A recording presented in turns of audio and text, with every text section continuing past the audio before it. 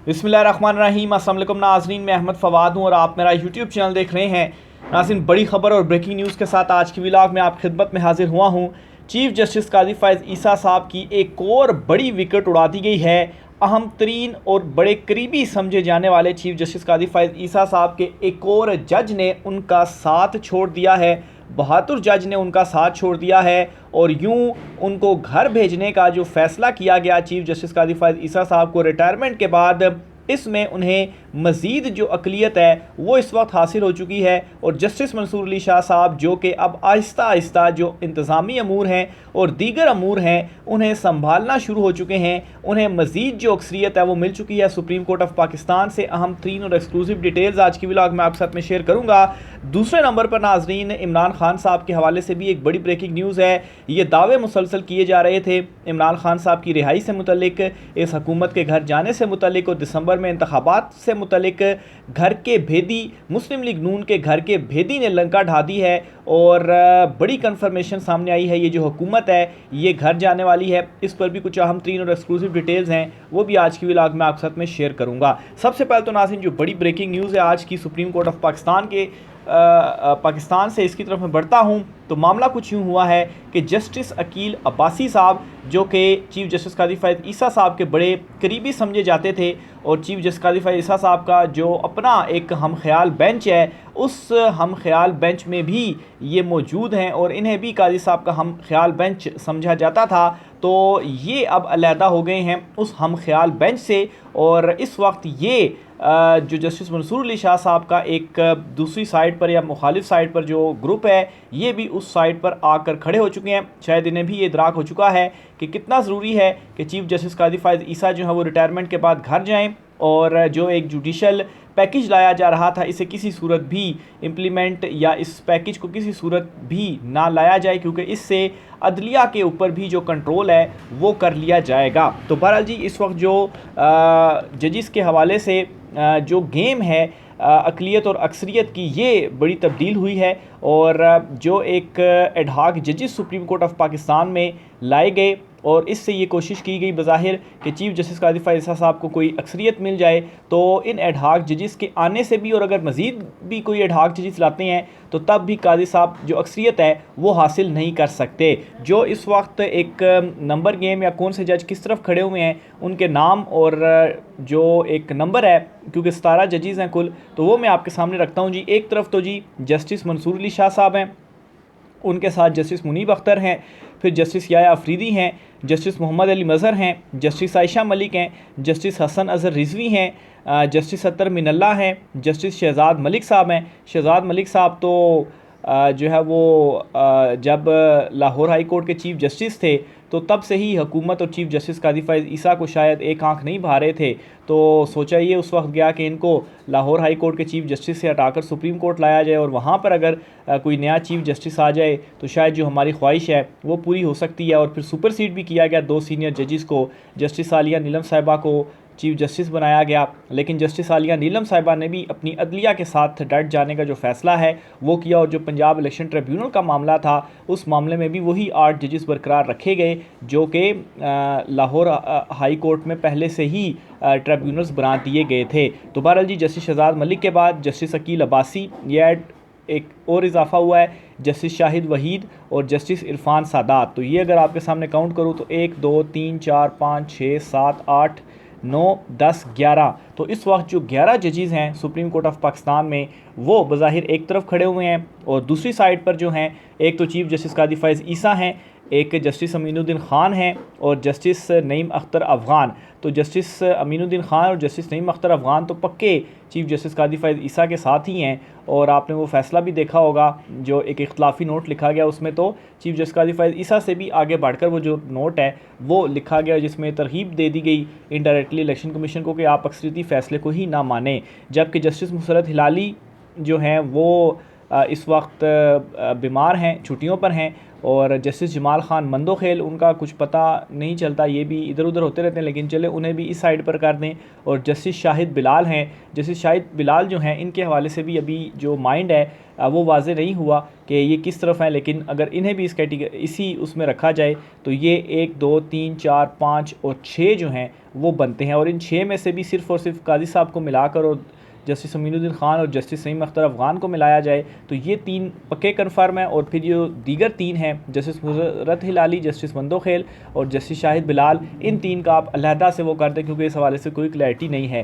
फिर 2 एडहॉक जजेस हैं, तो ये तमाम तर जो एज है वो भी अगर चीफ जस्टिस काज़ी फ़ाइज़ ईसा साहब को दिया जाए तो उसके बावजूद भी जो अक्सरियत है वो दूसरी तरफ खड़ी हुई है। और अक्सरियत का ये फ़ैसला है इवन के सुप्रीम कोर्ट के अंदर से ये बड़ी रेजिस्टेंस है कि चीफ जस्टिस काज़ी फ़ाइज़ ईसा साहब को रिटायर होने के बाद घर चला जाना चाहिए, कोई एक्सटेंशन नहीं होनी चाहिए। अब यहाँ पर सवाल ये भी है, अक्सर लोग पूछते हैं कि चीफ जस्टिस काज़ी फ़ाइज़ ईसा साहब को एक्सटेंशन देकर तो हुकूमत क्या कुछ हासिल करना चाहती है। असल में हुकूमत के कायम होने की जो रीज़न है या कायम रहने की जो एक वजह है वो चीफ जस्टिस काज़ी फ़ाइज़ ईसा ही हैं। और इसकी जो चीफ जस्टिस काज़ी फ़ाइज़ ईसा क्यों रीज़न है, क्योंकि जो इलेक्शन ट्रिब्यूनल का मामला लटका हुआ है वो भी चीफ जस्टिस काज़ी फ़ाइज़ ईसा साहब की वजह से ही लटका हुआ है। अब 19 तारीख को बड़े इंपॉर्टेंट केस की समाअत होने जा रही है, जो पंजाब में इलेक्शन ट्रिब्यूनल्स का मामला है, जिसमें चीफ जस्टिस काज़ी फ़ाइज़ ईसा साहब ने ट्रिब्यूनल्स को तो रोका हुआ है, ट्रिब्यूनल्स तो काम नहीं कर रहे। और कहा था जी कि इलेक्शन कमिश्नर और chief justice Lahore high court एक जो है वो सिटिंग रखें, फिर उसके बाद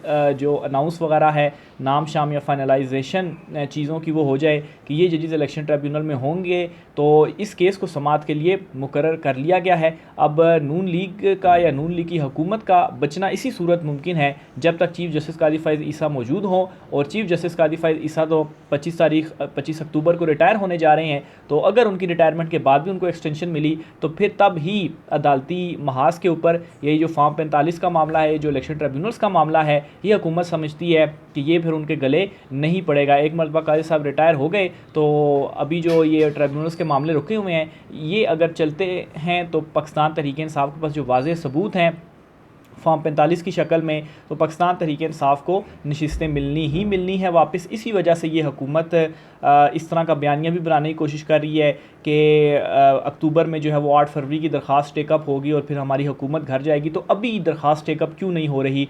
पाकिस्तान तहरीक इंसाफ ने चीफ जस्टिस काज़ी फ़ाइज़ ईसा के सामने वो जो दरख्वास्त है वो दायर की हुई है, और काज़ी साहब क्यों आखिर इस दरख्वास्त को समाअत के लिए मुकर्रर नहीं कर रहे? तो बहरहाल जी ये ओवरऑल इस वक्त जो मामलात हैं वो सुप्रीम कोर्ट ऑफ पाकिस्तान में चल रहे हैं। दूसरी तरफ जी जस्टिस मंसूर अली शाह साहब ने जहाँ पर इंतज़ामी अमूर कुछ संभाले, दीगर अमूर कुछ संभाले, वहाँ पर जस्टिस मंसूर अली शाह साहब जो कि आइंदा के चीफ जस्टिस हैं, उनकी जानिब से एक अहम तकरीर से खिताब किया गया और ज़ेर इल्तवा मुकदमात के ख़ात्मे से मुतल्लिक उनकी जानिब से जो अपना एक राय या मशवरा थी या वो क्या चाहते हैं कि किस तरीके से इन मुकदमात को कम किया जा सके, इस पर उन्होंने कुछ जो है वो मशवरा वगैरह दिया है, वो आपके साथ में शेयर करता हूँ जी। सुप्रीम कोर्ट ऑफ पाकिस्तान के सीनियर जज जस्टिस मंसूर अली शाह ने कहा है कि ज़ेर इल्तवा मुकदमात का ख़ात्मा वक्त की ज़रूरत है, इसलिए अदालतों से रुजू करने से पहले सालसी की कोशिश करें। इन ख्यालात का इजहार उन्होंने मसालती फ़ोरम सेंटर के इफ्तिताही सेमिनार से ख़िताब करते हुए किया।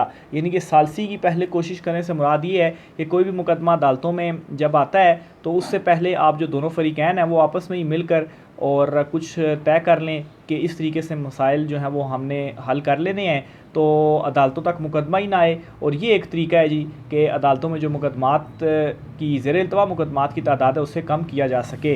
ये वैसे थोड़ा सा एक अच्छा भी मशवरा है, लेकिन इसका थोड़ा नेगेटिव एंगल ये है कि अदालतों को कायम इस वजह से किया गया है क्योंकि लोगों के अक्सर मसाइल जो हैं वो आपस में हल नहीं हो पाते और वो अदालतों से रुजू करते हैं। तो अगर उन्होंने अपने आपस में ही जो मसाइल हैं वो हल कर लेने हैं, या जो एक ओल्ड सिस्टम है गिरजा सिस्टम, उसके तहत ही मसाइल अदालतों में आने से पहले ही हल हो जाने हैं, तो फिर अदालतों का बनाने का मतलब जो है वो क्या हुआ। और बहरहाल ये उनकी जानिब से मशवरा दिया गया है। फिर इसी तरह से जी उन्होंने ये भी कहा है कि इस वक्त अदालतों में 24 लाख मुकदमात इल्तवा का शिकार हैं। आप अंदाज़ा करें कि 25 करोड़ की आबादी है और 24 लाख तो खाली मुकदमात हैं जो कि अदालतों में ज़ेर समात हैं। 24,000 मुकदमात हाई कोर्ट्स में, 38,000 मुकदमात सेशन अदालतों में ज़ेर इल्तवा हैं। जस्टिस मंसूर अली शाह साहब ने कहा कि 8,000 जजों की मौजूदगी में ऐसे मुकदमात का इल्तवा ख़त्म नहीं किया जा सकता। 8000 जजेस इस वक्त पूरे मुल्क पाकिस्तान में काम कर रहे हैं। उसके बावजूद भी इतनी बड़ी तादाद है जो कि ज़ेर इल्तवा मुकदमात की है। 17 जजेस तो सुप्रीम कोर्ट में और 2 एडहॉक जजेस मिला लें तो 19 जजेस होते हैं और 60,000 को तो टच करने वाला है। कुछ टाइम बाद अगर इसी तरह से पेंडेंसी रेट बढ़ता रहा तो सुप्रीम कोर्ट में ज़ेर इल्तवा केसेस की जो पेंडेंसी है वो 60,000 को टच कर जाएगी। तो ये सिर्फ सुप्रीम कोर्ट ऑफ पाकिस्तान में ये हालात है। नीचे लोअर कोर्ट्स में तो इससे भी ज़्यादा जो है वो बुरे हालात हैं। जस्टिस मंसूर अली शाह साहब जी मज़ीद कहते हैं कि ये कोई रॉकेट साइंस नहीं, सिंगापुर में ये आम कल्चर है। वहाँ जो है वो कॉर्पोरेट सेक्टर के मसाइल सालसी फ़ोरम में घर बैठे हल हो जाते हैं। अच्छा, अब इस सालसी फ़ोरम को आप फिर गिरजा सिस्टम से भी ले सकते हैं, सॉरी गिरजा कह रहा हूँ, जिरगा सिस्टम से भी आप ले सकते हैं। तो जिरगे में भी इसी तरीके से होता है, बैठते हैं लोग, अपने मसाइल बताते हैं और वो जो मसाइल है वो हल कर दिए जाते हैं। लेकिन जिरगा सिस्टम को तो सपोर्ट नहीं किया जाता। बहरहाल जस्टिस मंसूर अली शाह साहब भी जो है वो ख़ास तौर पर जो बिज़नेस सेक्टर्स वगैरह हैं या सिविल जो मुकदमात हैं उनके हवाले से ये कह रहे हैं कि इस तरह का कोई जो सालसी फ़ोरम है वो हो जाना चाहिए और वहाँ पर मुकदमात हल हो जाने चाहिए ताकि ये सुप्रीम कोर्ट में या आगे अदालतों में आई ना। और ये हाल है कि ना मुकदमे आएंगे ना मुकदमों की तादाद बढ़ेगी। मेरे ख्याल से जस्टिस मंसूर अली शाह साहब को यहाँ पर ये कहना चाहिए था कि जजेस जो हैं वो काम स्पीड अप करें, केसेस को निपटाएं। तो बजाय इसके कि उन्होंने कहा कि केसेस ही ना आएँ, केसेस आएंगे नहीं तो पेंडेंसी रेट नहीं बढ़ेगा। वो तो जाहिर सी बात है, केसेस नहीं आएंगे तो पेंडेंसी रेट कहाँ से बढ़ेगा। पाकिस्तान तहरीक इंसाफ के अंदर जो एक अंदरूनी इख्तलाफात चल रहे हैं इस पर काफ़ी ज़्यादा बातचीत हो रही है। एक चीज़ तो मैं आपको क्लियर करता चलूँ कि पाकिस्तान तहरीक इंसाफ नाम है इमरान खान का। बाकी जितनी भी लीडरशिप है, बहुत सारे तो शायद कंप्रोमाइज़ भी हों, जो कुछ मर्ज़ी है बाकी की लीडरशिप का, इससे कोई फ़र्क नहीं पड़ता। वो आपस में लड़ रहे हैं, एक दूसरे के जो है वो पाँव काट रहे हैं या जो कुछ भी कर रहे हैं। पाकिस्तान तहरीक इंसाफ नाम है इमरान खान का। इमरान खान जैसे ही बाहर आएंगे तो जो इमरान खान ने कहना है वही चीज़ें होनी है और सारी जो अवाम है, जो लोग हैं, जो वोटर हैं, जो सपोर्टर हैं, वो भी इमरान खान के साथ ही खड़े हुए हैं। उनका किसी और जो रहनुमा वगैरह हैं अगर वो इमरान खान के बग़ैर इलेक्शन में हिस्सा ले ले तो उनको कोई वोट ही ना दे। तो बहरहाल जी इसी जो है वो सूरत हाल में हमाद अज़हर जो है, जो PTI पंजाब के सदर हैं, उन्होंने इस्तीफ़ा दे दिया था क्योंकि इस तरह की सूरत हाल का उनको सामना था। इसमें यह हुआ है कि बैरिस्टर गौहर की ज़ेर सदारत कोर कमेटी का इजलास हुआ जिसमें अरकान ने हमाद अज़हर के इस्तीफ़े को मुस्तरद करते हुए इन्हें पंजाब के सदर के तौर पर काम जारी रखने की हिदायत की है। कोर कमेटी 22 अगस्त को इस्लामाबाद में हर सूरत जलसा करने का जो फ़ैसला है वो भी कर लिया है। इस्लामाबाद में जलसे की इजाज़त भी ले रहे हैं, गालिबन इजाज़त मिल गई है। बहरहाल ये फ़ैसला हुआ है कि 22 तारीख को तो हमने लाजमी जो जलसा है वो करना है। बहरहाल हमाद अज़हर साहब का जो इस्तीफ़ा है इसे मुस्तरद कर दिया गया है और ये कहा गया है जी कि जो इनके तहफ़्ज़ात हैं इन तहफ़्ज़ात पर हम गौर करेंगे।